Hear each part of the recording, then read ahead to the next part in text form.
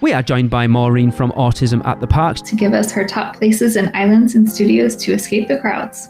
This is episode 562 of the unofficial Universal Orlando podcast.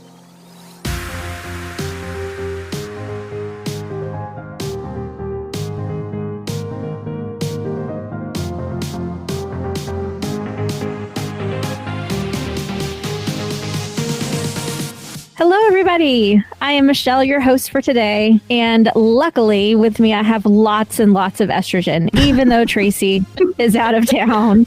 And I miss her dearly. But Leah's done a good job replacing you for this week, at least. So with me, I have Lee. Hello, everyone. I do not have Christopher. He is away for the day at the beach. It's 5 o'clock somewhere, I guess. Apparently he's been there for a week at this point then, if we're going by that. That's true.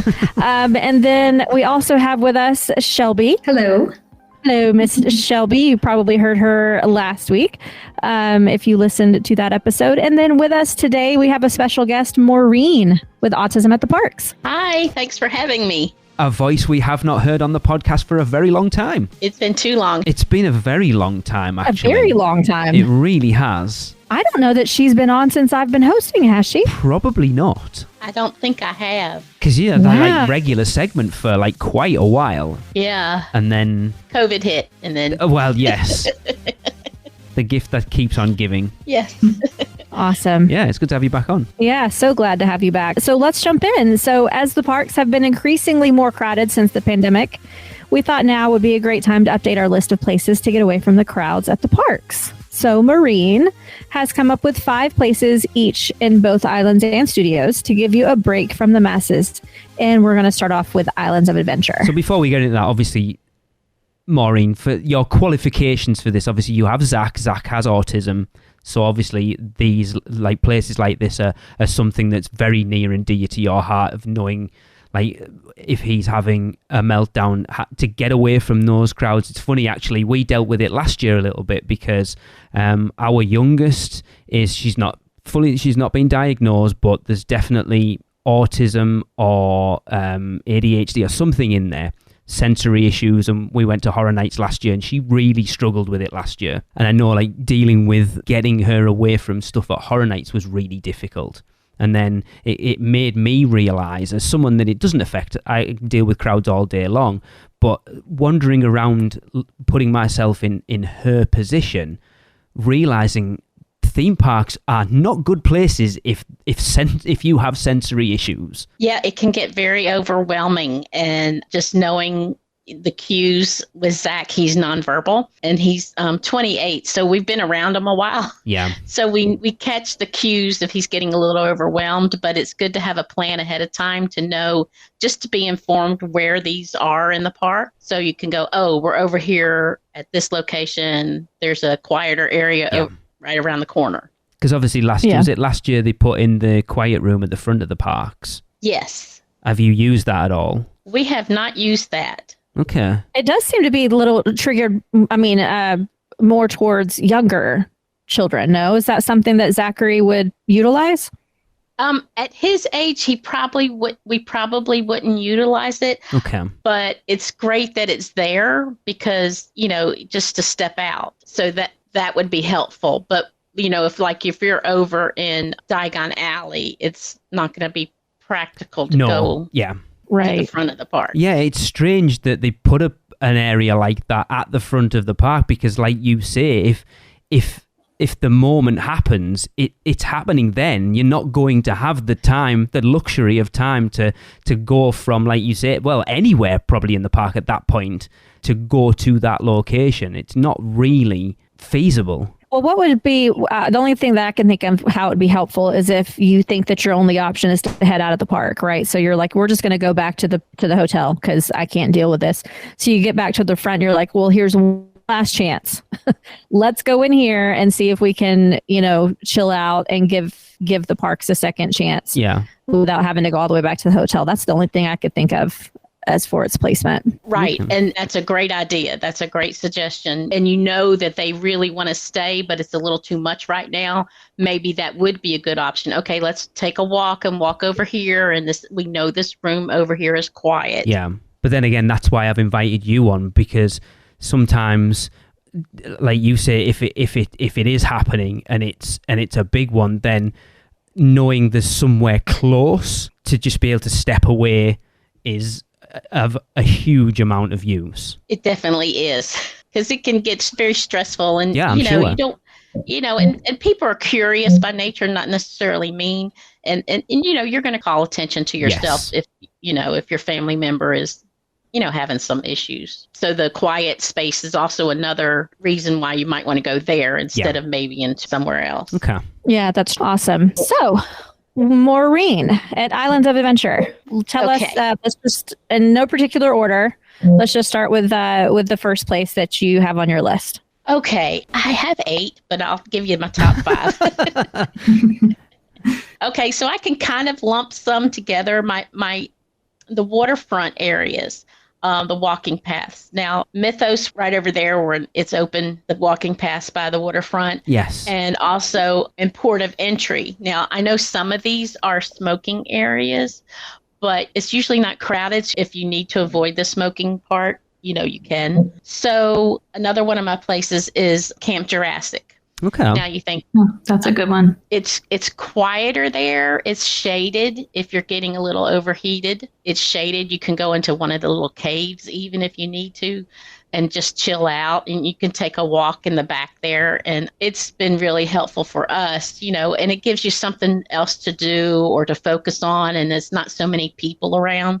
So that's one of the places that I recommend. See, that's interesting. I would have, that to me, when you suggested that, I'm like, but it's like a kids play area. I would have expected it to be the opposite, if anything. Well, the times that I've been there, of course, there's kids around, but you can find a spot, Okay. you know, that's not too busy. It's off the regular beaten path right there, the regular walk area. Yeah. And if you're right in that area, you're like, oh, let's go over here, you know?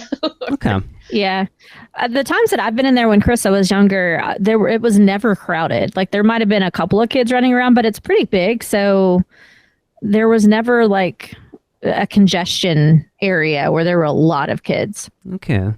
Because it is kind of off you've got to make, you're not really going to walk past it, are you? It's like, unless you go, the only time we've ever been in Camp Jurassic was when we did Pteranodon Flyers with the kids, and you come out that way. So I didn't even know, like we haven't even seen half of what that area offers. So I suppose from our point of view, I'll take your word on it because we've not really been in there, to be honest. You should try it sometime because it's nice and calming, and you can just find a new area to go to. Well, exactly. Yeah. And it's an interesting spot. I follow a lot of families on Instagram that have children with different special needs. So I could see where it could be a plus and a minus. Like, for instance, there's only one way in and one way out of that place. It's not blocked off like it would be at one of the Disney playgrounds as far as you have to exit. Like there's a team member making sure that kids are exiting with their families. It's not like that, but there still is only one way in, one way out. So if you need to just let your kid run around for a second, you kind of can, and not have to watch them the whole time. Okay. However, also, being a hover mom when Krista was young, it was a little bit stressful because there are lots of little nooks and crannies for them just where you can't see them if you feel like you need to keep your eye on them. So if you have a child with a special need who tends to be a runner, where you feel like you need to keep your eye on them, that might be an issue. But then also, like, there's this little girl that I follow who needs, in order to, she has sensory input needs where she needs to climb all the time. So that would actually be a good thing for her. So it is a quiet space, and it can be, but however, the layout of it makes it so that you can't necessarily keep your eye on your kid at all times if they run. So there's that to know. I've definitely gotten lost in there before as an adult. So yes. There's a lot of places to hide. That's true. Yeah, that's true. All right. Another area that in the port of entry area, the waterfront, it's just calming there, and you can see the other attractions, and it's just very calming area. Yeah, that's the one behind the tip board, is it? The smoking area. There's never anybody in there. Yeah, and all these places are also like stroller and ECV accessible. That's good to know. Too. So if you have to keep them in the stroller, especially if they're at the point where they are having some meltdown issues. Yeah. And if you need to keep them in the stroller, you can and still access these quieter areas, that kind of thing. Yeah. And even though it's a smoking area, it is large because that used to be also during COVID, one of the COVID rescue, like the mask-free areas. It did, yeah. Mask-free / smoking. So you could go and relax on an opposite side and not have to smell the people's smoke. So yeah, I still hate the fact that they put that area as a smoking area. It's one of the best places in the park to view the entire park. And it's like, I know. It's very true. Let's put all the smokers there. Brilliant. Cheers for that. Yep. I also think a lot of people don't know it's there. Like it's kind of hidden true. when they have like other things set up. You don't know that you can walk down to the water. Yeah. So that also might be a plus for that area too. That is a good point. For Because sure. you think if you walk up port of entry, the big wait time board is there and it's behind that. So you're either going to go right to Zeus Landing or left into Marvel Superhero Island and not realize that you can go behind that. So that probably is a plus. Yep. Mm-hmm. Yeah, I didn't really know about it until, I'd gone a couple years and never paid attention to it. And then I was like, wow, look at all this area down here. Yeah. It's huge. It is. It is. And great views, like we said. It's fantastic views, honestly. That's what annoys me about it being a smoking area because you'd probably spend a lot more time there. But yeah. Was it initially put in like that for it to be a viewing area for a lagoon show, you think? I don't know. I mean, because it's huge. It would make sense. That's a good question. But for now, it's just this big open space, which is great for people that need a break. I don't necessarily think it would be big enough as a viewing area for a lagoon show. If you think like Central Park over at Studios is massive, it's not that big. It's pretty big. I will try and find out. I'm sure I know some people. Not as the sole viewing area. There's lots of areas around the lagoon, but yeah. All right. What's your number 3, Maureen? Okay. Another one is the Zach's Bypass in Seuss Landing. Okay. But the Zach's Bypass is really good. It's one of the first places we found when we started going to Islands of Adventure that not many people knew about, or if they did, there aren't that many people that knew about it. And you can go down there. We would even eat lunch down there because we would bring sandwiches into the park. And right next to Green Eggs and Ham, they have the tables and everything. But you could also go into the Zach's Bypass and go right again along the waterfront, and you can sit there and hear the music and the overhead of the trolley train ride.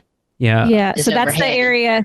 That's the walkway to the left of Green Eggs and Ham that goes around Seuss Landing, right? Yeah, so yes. it kind of goes from the queues for Quandary bathrooms round to Green Eggs and Ham, right down that side. There's never anybody there apart from... I didn't know that had a name, to be honest. Yeah, it's called the Zach's Bypass, and it has the two statues that are pointing. Michelle, you like to give our listeners an excuse to rag me on... Like, why is Michelle on this show? Because she doesn't seem to know anything. Like, how do you not know that the Zach's Bypass is there? Thank you, Lee. My goodness. But how many times do you go, I didn't know that existed, or I didn't know that, or where's that? I use it all the time. I didn't know it had a name. Shelby, did you know it had a name? I did not know that had a name. Oh, Shelby. And I go there a lot too. Oh, you could have at least backed Shelby. me up. Right? So there's literally the sign, like the two Zachs is there. The north-facing Zachs and the south-facing Zachs. I walk by. Yeah, the Zach's Bypass. Tracy would be having a coronary right now if she was here. I'm sure we'll get messages from her later when she. I use the bypass every single trip. And that's the only time it would potentially be busy is first thing on a morning when people are trying to get to Hagrid's. Yeah, that's a good point. Yes. Right. Yeah, but other than that, it's great. Mm-hmm. Yeah, it is. Very quiet. Yeah, very. Great. Yeah, because Seuss Landing, I mean, that would probably be one of the most overwhelming sensory-wise places in the entire park. Yeah. So having the option to completely bypass that, that's funny. To completely bypass all of that overstimulation is brilliant. Yeah, it really is. Yeah. Yeah, it is. Okay, and another place in Seuss Landing is between the One Fish, Two Fish ride and the Cat in the Hat ride. If you'll go back behind there, they used to have the stories you'll hear perform there, but it's still there, and it still has like the planters where you could sit on them, and if you're needing to get away while you're if you can't get over to the Zach's Bypass, you can go back there and chill out back there. And it's removed enough that you can get some quiet time. Okay. And Yeah, for definite, that area, because there's like benched seats there and like the walls around the outside. I don't understand why they don't still use it anymore, because that's where we always used to see the other stories you'll hear, and it's kind of weird that they just do it in the middle of Zeus Landing now. But that area is, yeah, when they're not using it, if they're not using it now, then it's a really big open area as well once you get through that initial entrance into it. So that's a great area. Mm-hmm. yeah. And they still have the stage back there, the elevated area. So you could even sit on that if you needed to. Cool. I mean, this is just a place, if you want to eat your green eggs and ham tots, but don't want to go into Circus McGurkus because it's terrible, then just go down there. Yeah, exactly. We know how you feel about that, Lee. Circus McGurkus, it's terrible. Like, I like it in there, but it's horrendous. The food's horrendous. But I do like the fact that the Zeus Trolley train ride comes through it, because we like to play the game of who's going to wave? No one, they're all miserable buggers. Okay. All right. So that was number 4, right? So Maureen, what's your number 5? Well, my favorite area is again along the waterfront at Me Ship the Olive. Yes. If you haven't been down there, you have to go there. Even if it's just, to spray water on the people doing the Bill's Ranch Barges ride. So, but there's so many paths, and it just winds around. And again, like Michelle had said, this area really only has one way in and out. I mean, you're going to come around and circle, you know what I mean? And so you can go down there, and there's several different levels, and you can take the stroller, or the kids can run and that kind of thing. And again, the views are awesome, especially the Velocicoaster from there. Yeah. It's such a weird area down there, because it's like, if you look, like Islands of Adventure obviously is a circular route, but then once you get to that point, a lot of people don't realise that Me Ship the Olive's down there, because it's not on that route, it's off that route. It is. And you've got to make an effort to go down there. And then especially like if you're walking down there, you'll see Me Ship the Olive and go in that. But then like you said, all those walking paths down by the water's edge as well, that people probably don't even know are there. There's never anybody there except vloggers taking videos of Velocicoaster, like you said. I'm gonna say something else, Lee, that's going to blow your mind. I honestly have not been down there probably in 10 years. I mean, that's fine. To be fair, we haven't. I think we went down there with the kids when did they redo the Hulk? 2015. I think that was the last time we went down there. Is that right? When did they retrack the Hulk? Was that 2015? Yeah. I don't know. But the last time I rode either of those water rides in Toon Lagoon was when Krista was 2 years old. She's now 12. And that was the last time that I even went over to where Bill's Barges is. And now Kevin, Jocelyn, love you dearly. He's my new agent. So welcome to the team. Is he? Oh, cool. I just found out that Popeyes is his favorite ride. 14 times in a row. Ever. That's his favorite ride. Yeah. So he's totally going to kill me and probably quit working for Porky now. He won't, because he messaged me. He messaged me after the show 2 weeks ago when I mentioned that 2 weeks ago when we did our top 5 attractions. He messaged me and he's like, kudos on riding Popeye 4 times, but it still doesn't beat my 14 times in a row. And I'm like, all right, whatever. Crazy. So I need to get on it again, but 10 years. So Maureen, I need to make another little trip down to Me Ship the Olive on my next trip. It's great. When I was there a couple weeks ago, I was like, I forgot how calming it is. And because it's very shaded. There's not a lot of indoor places at Islands of Adventure that are not crowded anymore, because my top one used to be the Discovery Center. Yep. Not anymore. But it's, it's like, no, it's number 8. So. Yeah. But yeah, like it's finding those places that are off the beaten track that people just don't see, and there's quite a few of them in Islands of Adventure. Yeah. And I know you said that a lot of your places are along the waterfront, but that makes sense. Yes. Water is very calming. Yes, so it is. It is, yeah. Awesome. Did you want to throw in your honorable mentions really fast? Yeah. The other one was the path to the Discovery Center. I mean, it's so busy now, but that path between Like if you're coming from Harry Potter over to Jurassic Park and then you take a left and go down the walkway to the Discovery Center entrance, there's some benches there and you'll see people walk by. But if you're needing to just get off the main path, that's an area to be familiar with or know. And then you could also, it depends on your family member, but watching the splash of the river ride, that might be calming or take your child or family member's mind off of something else. They might in that splash zone area over down at there. Thunder Falls. Yeah. That would be a place that you might want to think about if you want to get them away from everybody. I mean, it can be crowded there, but it can also be a change of sensory input.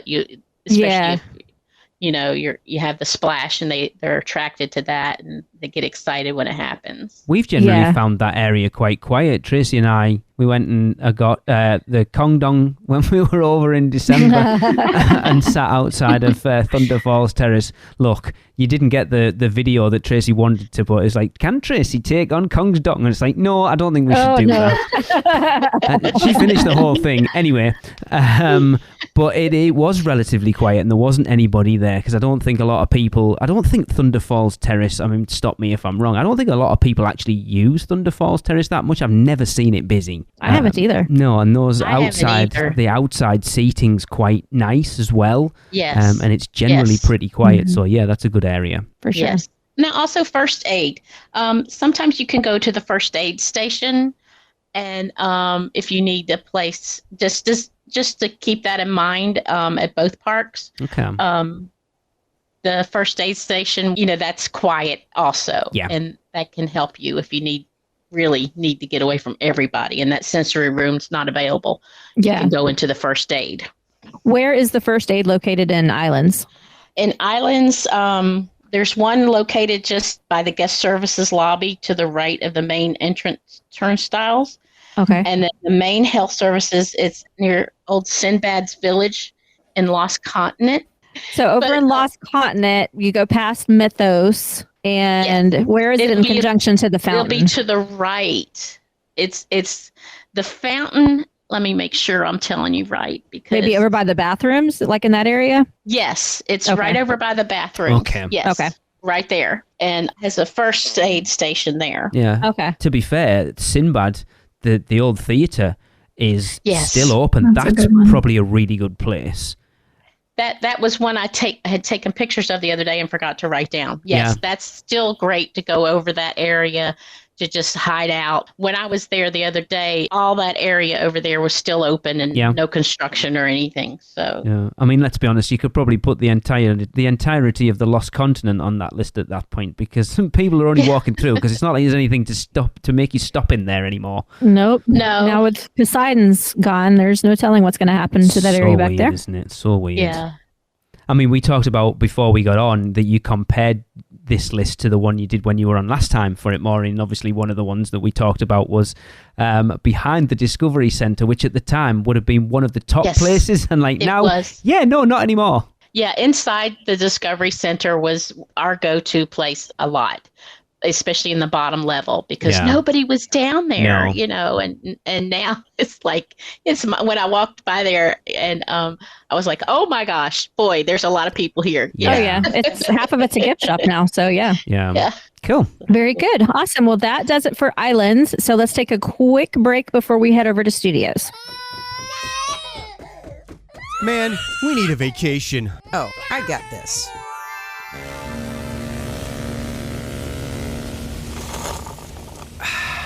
Whoa, that's awesome. But I was thinking something a little more adventurous. Okay, how about this? Yes! And how about some relaxation from Mama?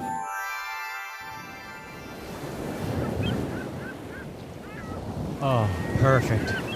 How did you do that? Easy. Portkey Vacations. For your next vacation, let Portkey Vacations take away all the guesswork and stress of planning. From air and hotel to theme park tickets and everything else in between, they've got you covered. Just visit PortkeyVacations.com and touch the Portkey to get started with your free, no-obligation quote request. With just one touch, and Portkey Vacations will magically take you wherever you want to go. Welcome back, everybody.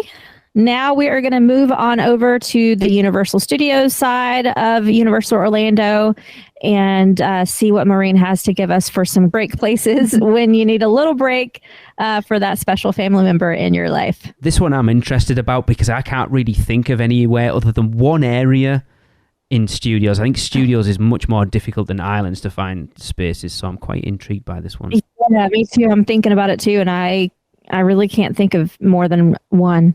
So, all right. Well, I have 7. Okay. Well, look at you. So, well, just a reminder, the first aid area also, there's 2 first aid places in Universal, and one's at the main entrance to the park, and the other one is on Canal Street between New York Street set and this. It's right by Fast and Furious entry. The park there. Yeah. It'll be on the left. I didn't even know the that was little called alleyway. Canal Street. So there you go. You learn something new every day. Canal, you didn't know something. the name of a All street, right. Lee? What? All right.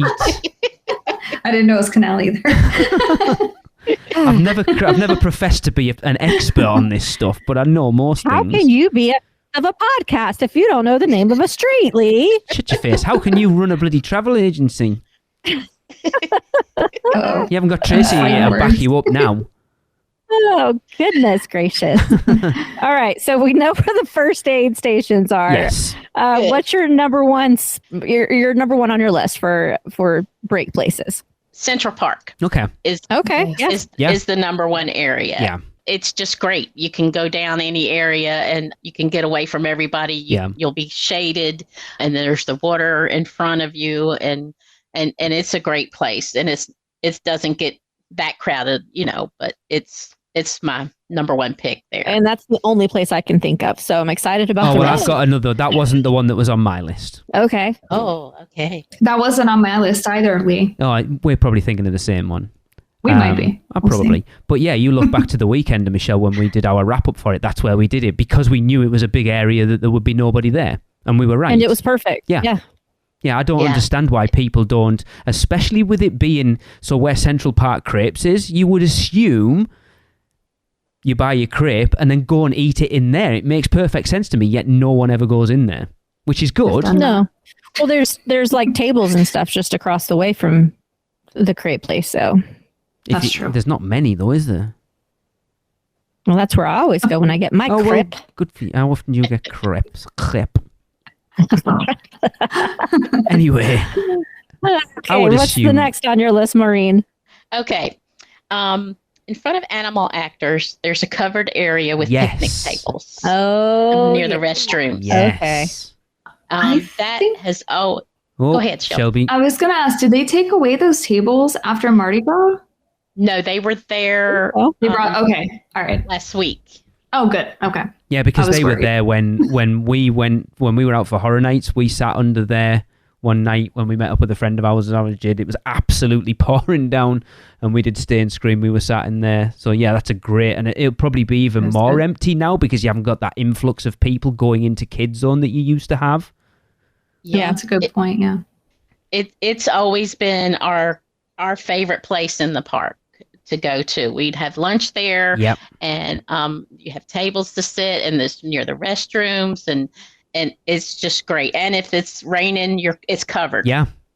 That's It's that's perfect. a good place. It really is perfect. Like, when you literally lay it all out there, it is the perfect place. Yeah. Yeah, why we didn't even think about that for a place to No. gather for the weekender. We'll put that on our list. Great. All It's going to be busy next. now because all the people listening to this podcast are going to be there. Because, like, apparently on UUOP, Maureen said it was the best place to be. It was quiet, no one there. Yep. And now everyone's going to be there.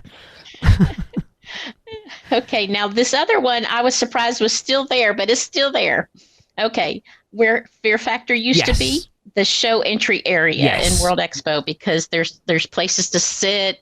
It's off the beaten path. It's kind of shaded, and it's a really good place to go. And it's not very far from the restrooms, No. right there outside Diagon Alley. Shelby, was that Okay. what you had?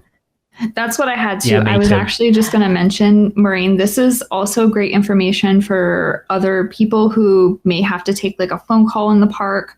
I've definitely found myself like trying to find a quiet place that there isn't like music blaring in the background or people who are just there like in my face. And I'm trying to like make a phone call. My husband called me from that area last week, and it was like he was at like a regular park, like just like outside somewhere. Yeah. So that place, that area is ideal.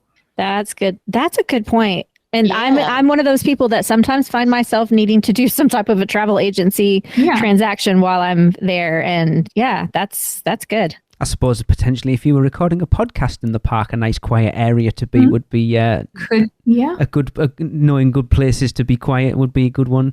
But that was especially we need one of these. Maureen, can you do an HHN version of this for me, please? There is one, isn't there? Sterling Denim did one last year. I've never been to Halloween Horror Nights. So. Wait, what? You've never been to Halloween Horror Nights? That doesn't surprise me, to be fair. I know, you're going to have to take my blogger card away now. But I would sincerely appreciate the artistry and talent that went into Halloween Horror Nights. I would love to do a back scenes tour, but there's no way you're going to get me to go into those houses.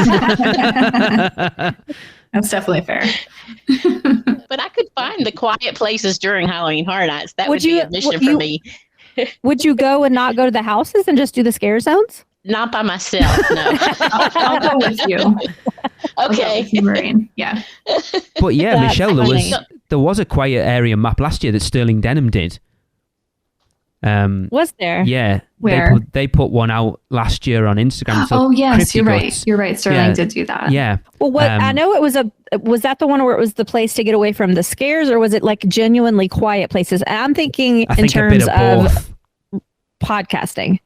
I think it was a bit of both, to be fair, because I know like one of the areas, because like I say, when we went, Jade had a bit of a meltdown one night and we ended up down so the alley just across from where the Transformers meet and greet is, because it's generally quiet down there. There's no scare actors or anything. And we we got a couple of the Arepas from the food truck in outside Rip Ride Rocket and just went and sat in there for 20 minutes just to give her a chance to calm down. It was a really good quiet area.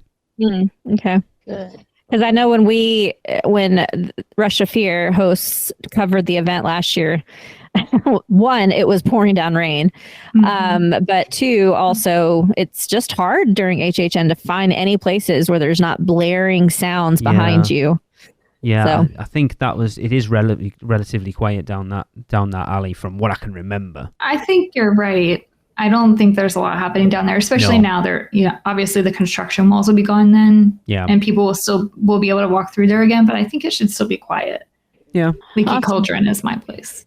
Definitely, yeah. Diagon Alley is probably a decent one, to be fair, but Horror Nights is probably even more difficult to navigate and get out of, because I think it's even more sensory overwhelming. It's like I said, with Jade, it's not something I pay attention to, but stood in that that triple switchback behind Jimmy Fallon, where we had like Dead Man's Pier and Chupacabra and Halloween.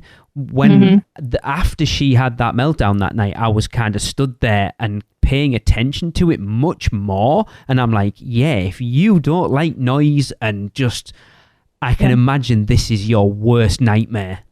That area was really hard, even when Twister was open. Yeah, it was overwhelming because of the bouncing of the sound off the walls, kind of thing. But that backstage area behind for those three houses, anytime, is just horrendous. It is, and even without music or sound effects, just the sound of all of those people standing in line talking. And it reverberating between all of the buildings. Yeah, it's just a constant hubbub of noise. Yeah. For anyway, sure. We're not here to talk about Horror Nights. I know I'll be sneaking in every time. We're talking about studios, so it relates. All right, so she was talking about the Fear Factor. Yes, I mean that's the perfect spot. That was. If you'd have asked me off the top of my head, that would have been the one place I would have thought of. Okay.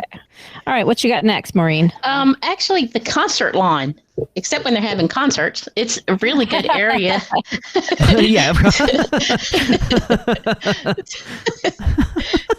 to, just chill out. I mean, it is in the sun. It's not covered. Trim. But True.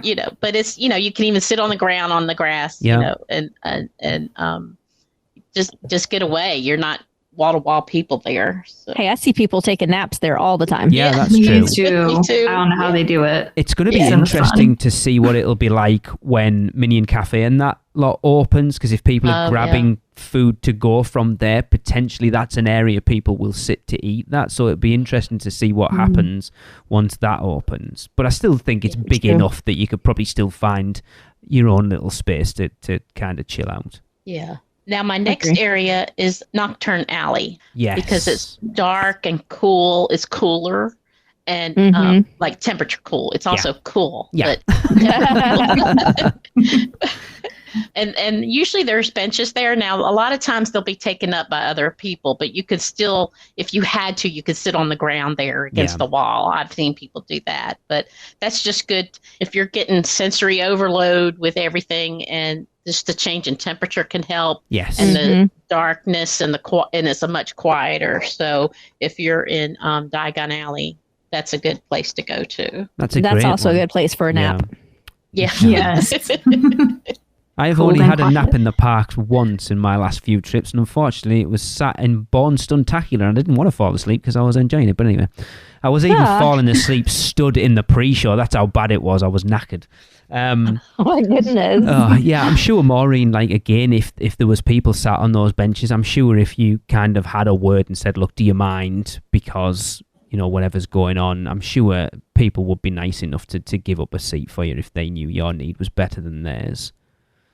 You would hope. I don't know sure is the word, but... Surely. Like, I hope so, too. Yeah. Yeah. I'm the kind of person I wouldn't ask, but my husband would ask. Yeah.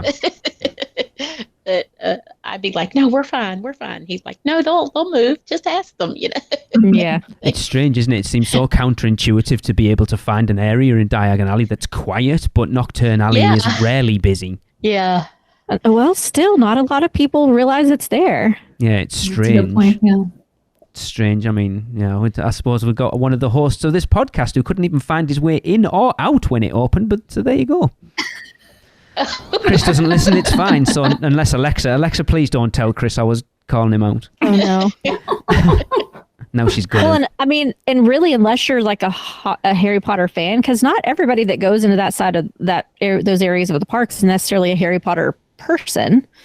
So they probably don't know what Nocturne Alley is and don't know to go down there. That's true. That's a good point, yeah. I suppose also, I was going to say that second exit, because obviously there's two ways in, the main entrance through the brick wall. That second exit over the other side by the hopping pot and that, not a lot of people know that there, and there's like a weird little covered area there that you could potentially find a bit of space and peace and quiet over there as well.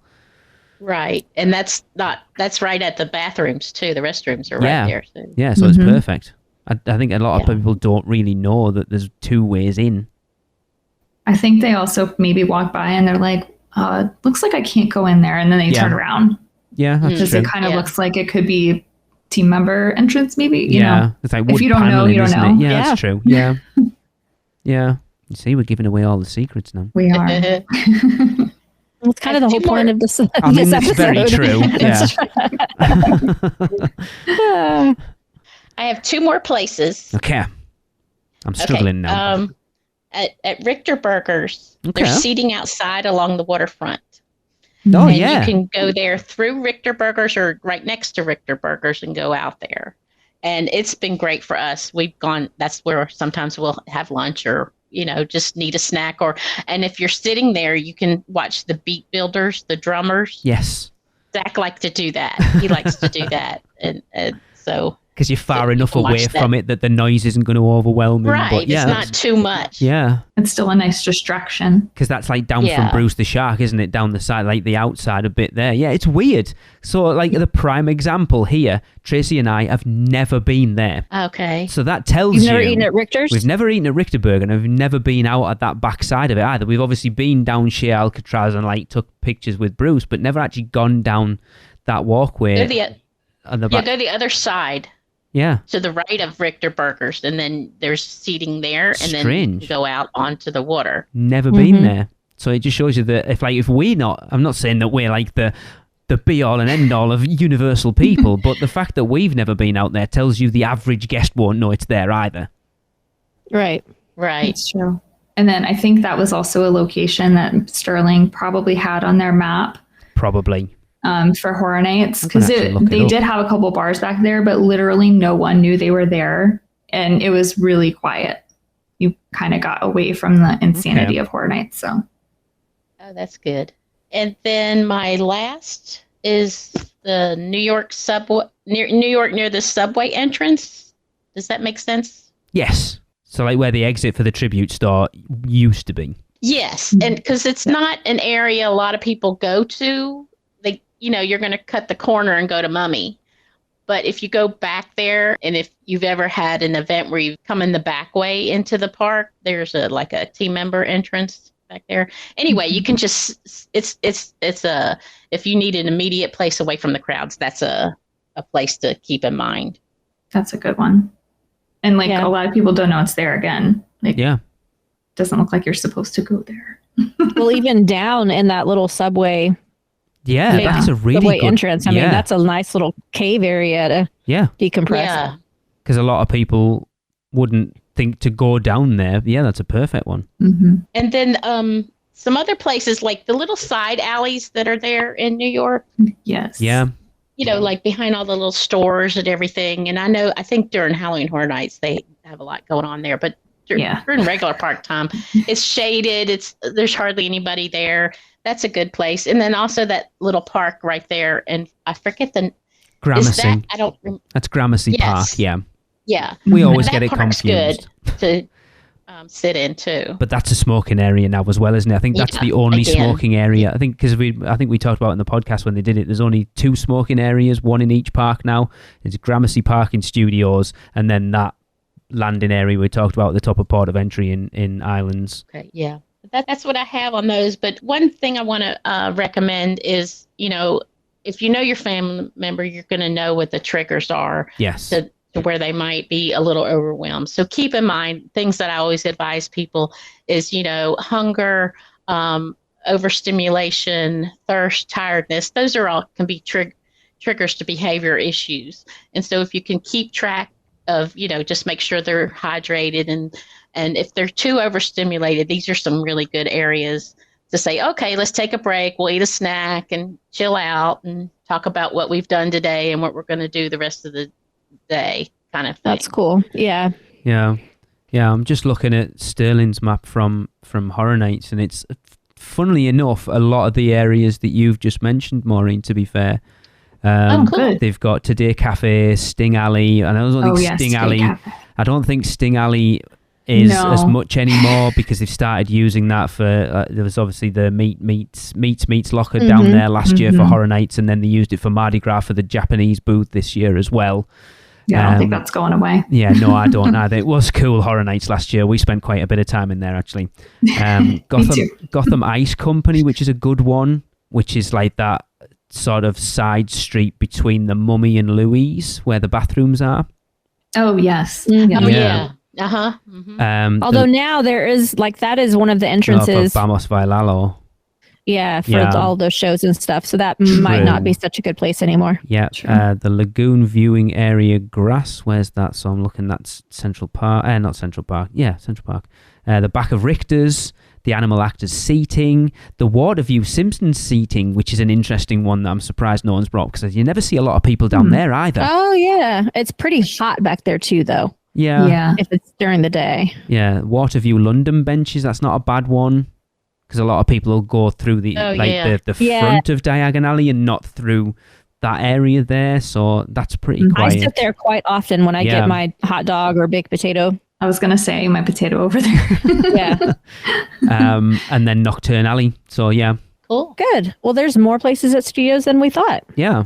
Yeah. And I think it's, like I said, Maureen, the reason I wanted to get you on, I know, since COVID, how much more busy Universal Orlando Resort has become and people going more and more. And people do, not even necessarily people with issues, just... As people, we get overwhelmed, and sometimes you just need to get away from it, but you don't want to step away entirely.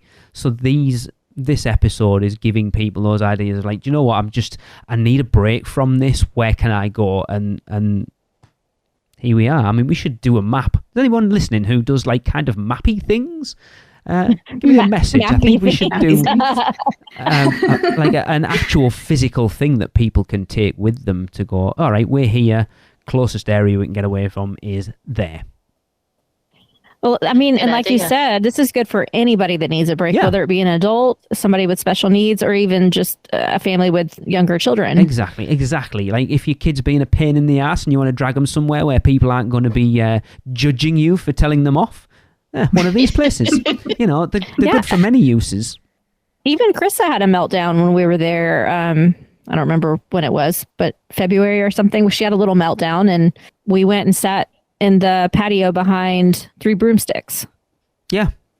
Which isn't necessarily a quiet. It's not necessarily so quiet anymore now with the Velocicoaster going by, but it was shady. There were fans. It was a perfect place for her to kind of gather herself and chill out of the public. I mean, to be fair, it's not even that noisy. Velocicoaster. I like when they put that area in. When we knew Velocicoaster, the double helix was coming in front of that, I was like, I am not happy because that's ruining that area. But it really doesn't. It didn't. No, I mean you can hear it, but it's not. Not really. It's not incredibly bad. quiet. Yeah. It's surprisingly quiet. It's almost calming even to watch the coaster go by. Because that's where I did my Seekender challenge from, and it was really quiet down there. Yeah. So. Yeah, I mean, there's probably other areas we could think of, but again, it obviously depends on the time of year you're going as well, to weather some of these areas. But again, like you said, not just for people who need to get away. If you've got food and you just want to go somewhere where there's not people about just to eat, these places are good for that as well. Definitely. Yeah. And like Lee said, if anybody out there knows how to put together mappy things. And you're interested in doing that for us, I mean, I'll pop it on my Portkey website and we can post it on our socials. Of course, we'd love to credit you, but that's a great idea. That would be helpful to all of our listeners for sure. Brian, I'm looking at you. You're a graphic designer. I'm sure you could come up with something like this. And please let us know what the correct term is, because I'm sure it's not mappy things. Just a map. You know what I was talking about. A map. Oh, all right. Well, thank you so much, Maureen, for joining us. Thank you so much for having me. Yeah, it's been awesome. It was an honor. Yeah, it's nice to have you back. I mean, if this is what you think is an honor, then you need to raise your levels a little bit, to be fair. But we appreciate it. Maybe we can convince you to come out and see us in September. Yes. Oh, I'd love Horror that. Nights. I'd love Horror that. Nights. I would love that. That would be great. Cool. We'll protect you. We'll protect you through the scare zones, okay? We'll put a little circle of UUOP hosts around you through the scare zones. To be fair, we have a few first-timers with us this trip, so you'll be in good company. You would. Oh, that'll be great. Excellent. Can you let everyone know where they can see what you are up to as far as covering more topics on the internet? You can catch me on most social media under Autism at the Parks. I have a personal on Twitter, a Maureen Deal. And then on my website is autismattheparks.com. Very good. It's a wealth of knowledge, that site, for definite. For sure. Yep. I definitely send clients there quite often. So thank you so much. Yeah. Yeah. All right. Well, that is going to end another podcast. We will do so, as always, with the Universal Is. Maureen has accepted our offer to supply this week's. But don't forget, if you would like to get involved, just send us what you think Universal is in 3 words or less to podcast@uuopodcast.com. But for this episode, Maureen, it's over to you. Universal is an amazing experience. All right. Bye, guys. That was another episode of the unofficial Universal Orlando podcast, the best and only podcast about Universal Orlando on the island. Check us out on social media on Facebook, Instagram, Twitter, YouTube, and Pinterest. Just search UUO Podcast. For all the podcasts, news, and articles, check out our blog at uuopodcast.com. Contact us at podcast@uuopodcast.com. Join the Producers Club by emailing us at uuopproducers@gmail.com. Listen and subscribe to the podcast on Apple Podcasts, Spotify, Google Podcasts, Stitcher, and everywhere else podcasts are found. Check out our friends, the Theme Park Duo, for all your other theme park news, and email Michelle at portkeyvacations.net to book your next trip. So until next time, this is Amity 6, call off the Marines, we're coming home.